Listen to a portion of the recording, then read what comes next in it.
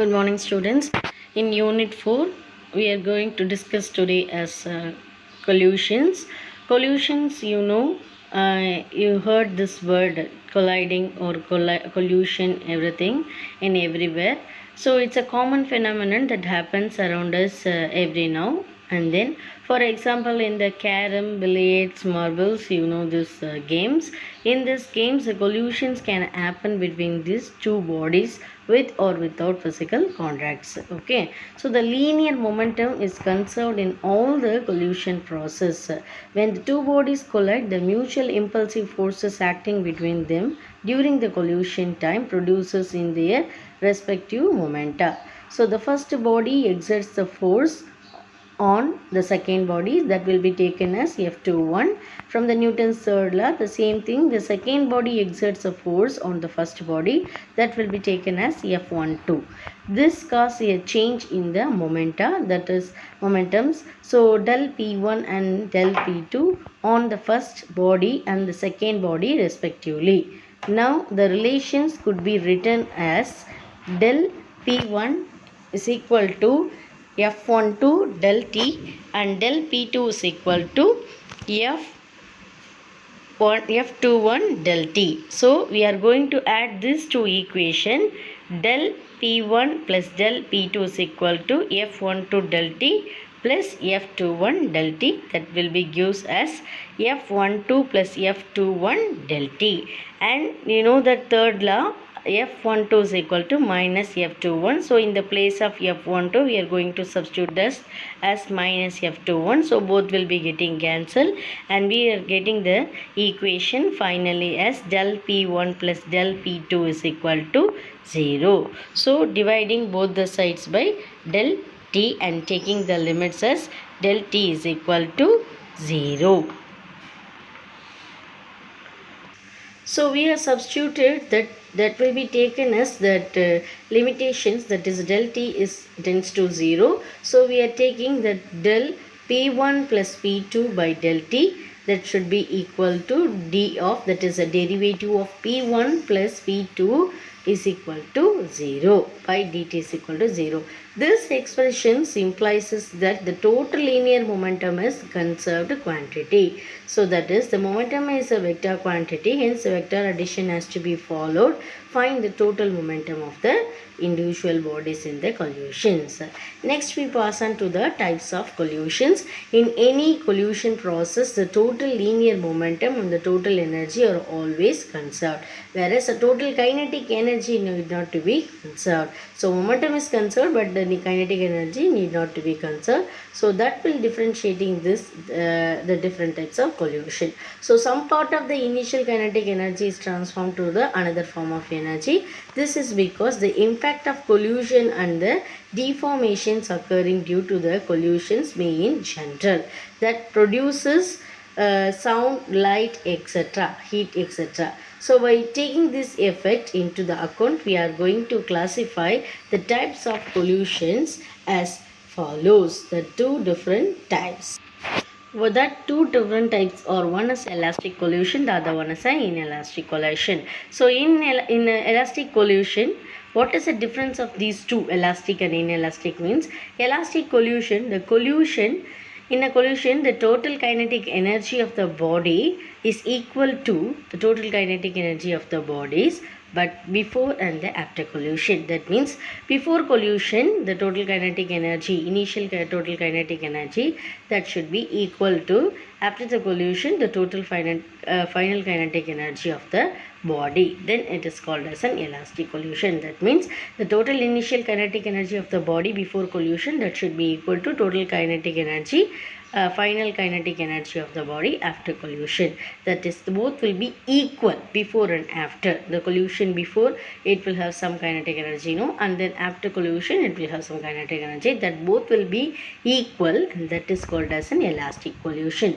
So the total kinetic energy before collusion and then after collusion, that should be equal. But in elastic collusion, in a collusion, the total kinetic energy, initial kinetic energy of the body before collision is not equal to the total final kinetic energy after collision. So this will be not equal, that is inelastic collision. If it is equal, that is a so that will be elastic collision to the total final kinetic energy of the body. So here see, after collision, then it is called as an inelastic collision. So total kinetic energy before collision not equal to total kinetic energy after collision. So that will be given here, total kinetic energy before collision minus total kinetic energy after collision, that is loss in energy during collision. That will be taken as del Q. Next we pass on to the elastic collisions in one dimension.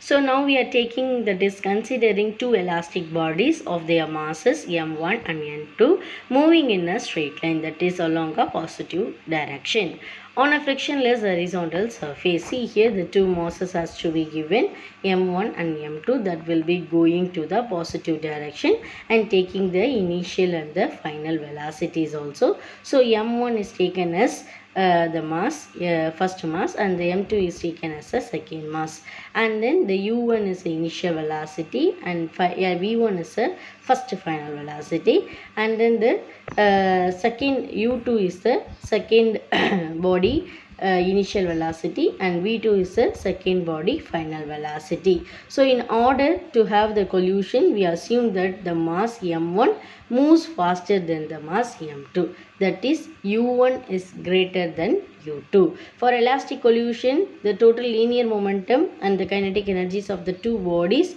before and after collision must remain same. So what is happening here?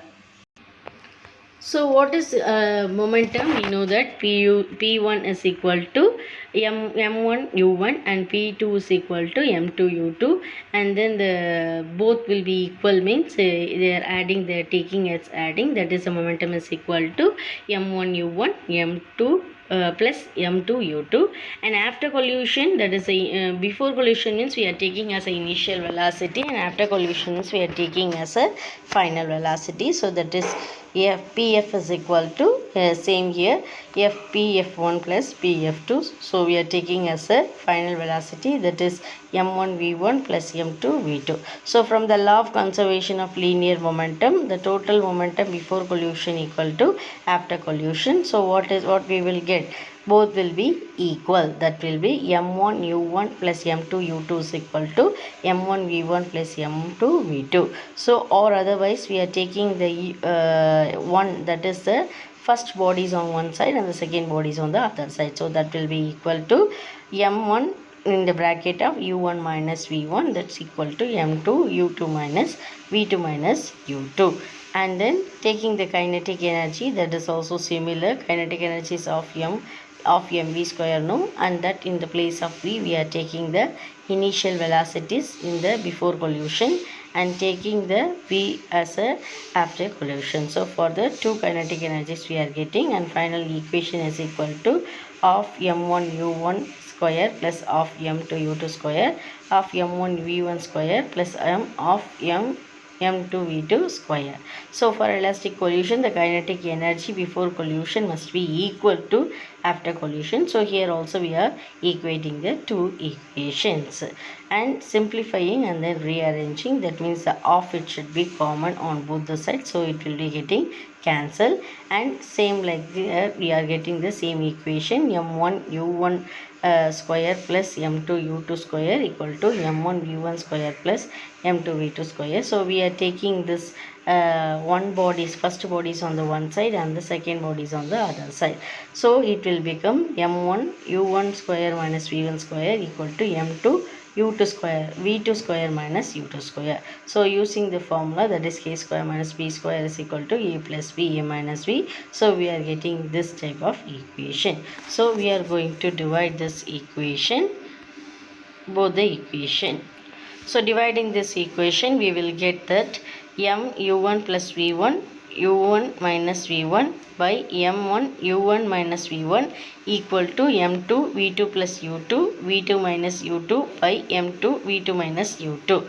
So this u1 plus v1 equal to v2 plus u2 becomes u1 minus u2 equal to v2 minus v1. So we can be writing, rearranging and getting this equation, and we are going to writing this equation as like this. This means that for the kinetic for any elastic for head on collision, the relative speed of the two elastic bodies after collision has the same magnitude as before collision but in the opposite direction.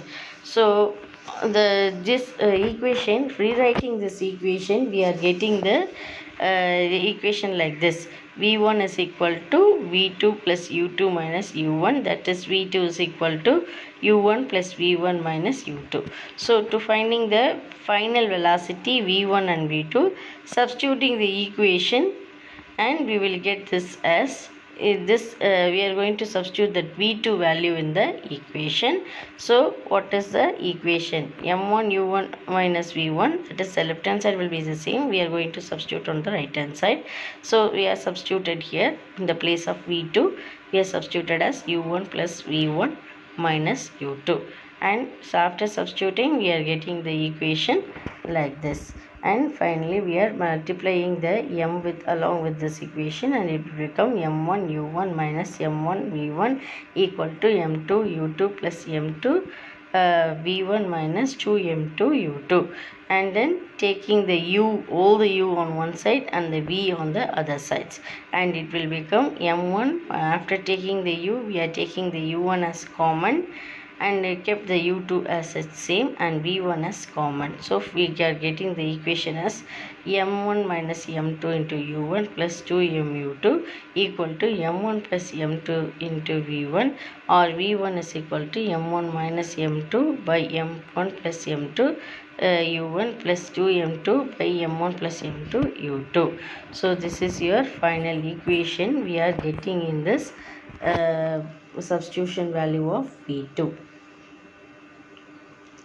Similarly, by substituting the v2 value in the another equation also, and that equation will give the answer as v2 is equal to 2m1 by m1 plus m2 u1 plus m2 minus m1 by m1 plus m2 into u2. So when the bodies are same mass, so we are taking the different cases when the bodies has the same mass, that is m1 is equal to m2, what happened? So substituting in the final equation. So when v1 is equal to 0, u1 2m2 by 2m2, that is u2, so v1 equal to u2.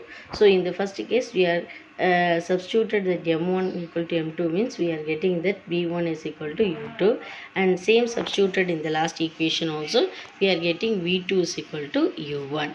And in the case 2, we are taking that the same mass m1 is equal to m2, but u2 considering that has to be 0, and in that case we are getting the final equations as v1 is equal to 0, v2 is equal to u1. So the body moves with the initial velocity of the first body, that is in the second case. That's why it will be getting like that answer. And the case 3, m1 is lesser than m2, m1 by m2 is lesser than 1. So what is the ratio? m1 by m2 is equal to 0 approximately. So our target is at rest, u2 is equal to 0. So dividing the numerator and denominator by the equation of like this: v1 is equal to m1 by m2 minus 1 m1 plus by m2 plus 1 into u1 plus 2 by m1 by m2 plus 1. So that is we are getting final answer as v1 is equal to minus u1. So dividing the numerator and the denominator of the equation, the last equation, by m2, and we are getting the equation like this. So in this equation the v2 will v2 is equal to, so we are substituted 2 m1 by m2 by m1 by m2 plus 1 into u1 plus m1 minus m by m2 m1 by m2 plus 1 into 0. Okay, so and then we are getting this as first, what is the first value? 0, u1, and then the u2 is 0. So here the next value is 0. So what happened? 0 into anything is 0. So that is v2 becomes 0. This implies the first body which is lighter return backs into the opposite direction with the same initial velocity as a negative sign. So in the case 4, the second body is very much lighter than the first body. So M2 is lesser than M1, and M2 by M1 is lesser than 1. Then the ratio M2 by M1 is equal to 0 if it is the target U2 is equal to 0. Dividing the numerator and the denominator of the equation by M1, we get 1 minus M2 by M1 by 1 plus M2 by M1 plus 2 M2 by M1, 1 plus M2 by M1. So we are substituting these values. So what we are getting, V1 into 1 minus 0 by 1 plus 0 U1 plus 1 by 1 plus 0 into, that is V1 is equal to U1. So dividing the numerator and the denominator equation by M1, we are getting the answer as V2 is equal to 2 by 1 plus M2 by M1 plus M2 by M1 minus 1, 1 plus M2 by M1. So V2 is equal to 2 by 1 plus 0 U1. V2 is equal to 2 U1 as the answer. So the equation, the last equation implies us that the first body which is heavier continues to move with the same initial velocity. So the equation suggests that the second body which is lighter will move with the twice the initial velocity of the first body. It means that the lighter body is thrown away from the point of collision.